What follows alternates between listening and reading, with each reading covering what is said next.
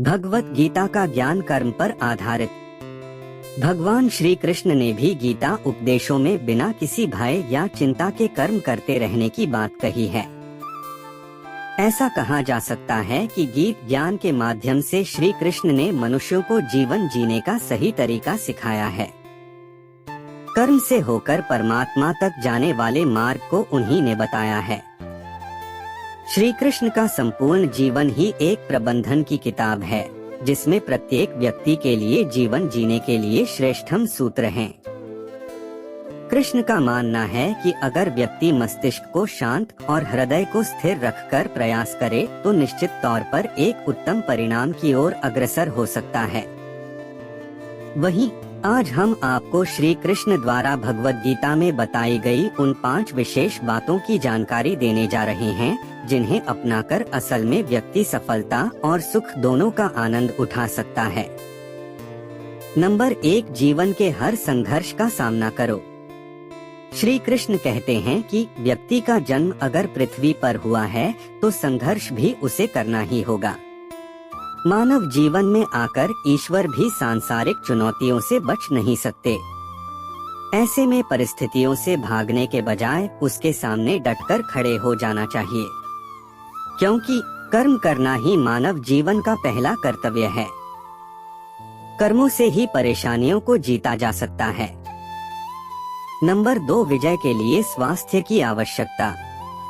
श्री कृष्ण का मानना है कि व्यक्ति को विजय हासिल करने के लिए स्वस्थ रहना जरूरी है, क्योंकि स्वस्थ शरीर से बल प्राप्त होता है और दिमाग भी विपरीत परिस्थितियों में तीव्रता से चलता है, जिसके कारण व्यक्ति हर लड़ाई में सफलता पाता है। नंबर 3, किताबी पढ़ाई से ज्यादा जरूरी रचनात्मक शिक्षा। भगवान श्री कृष्ण के अनुसार शिक्षा ऐसी होनी चाहिए जो मनुष्य के व्यक्तित्व का रचनात्मक विकास करे। यानी कि मात्र किताबी पढ़ाई ही नहीं, व्यक्ति को जीवन के हर एक पहलू से कुछ न कुछ सीखते रहना चाहिए और अन्य कलात्मक क्षेत्रों में भी आगे बढ़ना चाहिए। नंबर 4, रिश्तों की बहुमूल्यता समझें। भगवान श्री कृष्ण ने जीवन भर कभी उन लोगों का साथ नहीं छोड़ा जिनको मन से अपना माना।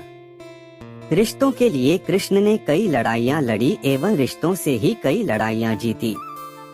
उनकी यही बातें इस बात का संकेत हैं कि सांसारिक इंसान की सबसे बड़ी धरोहर रिश्ते ही हैं। नंबर 5, शांति ही है सबसे बड़ा हथियार। कृष्ण ने महाभारत युद्ध के पहले शांति से समझौता करने के लिए पांडवों और कौरवों के बीच मध्यस्थता की। हालांकि दोनों ही पक्ष युद्ध लड़ने के लिए आतुर थे, लेकिन कृष्ण ने हमेशा चाहा कि कैसे भी युद्ध टल जाए। झगड़ों से कभी समस्याओं का समाधान नहीं होता है। शांति के मार्ग पर चलकर ही समाज का रचनात्मक विकास हो सकता है। कृष्ण ने समाज की शांति से मन की शांति तक दुनिया को ये समझाया कि कोई भी परेशानी तब तक मिट नहीं सकती जब तक वहाँ शांति ना हो, फिर चाहे वो समाज हो या हमारा खुद का मन।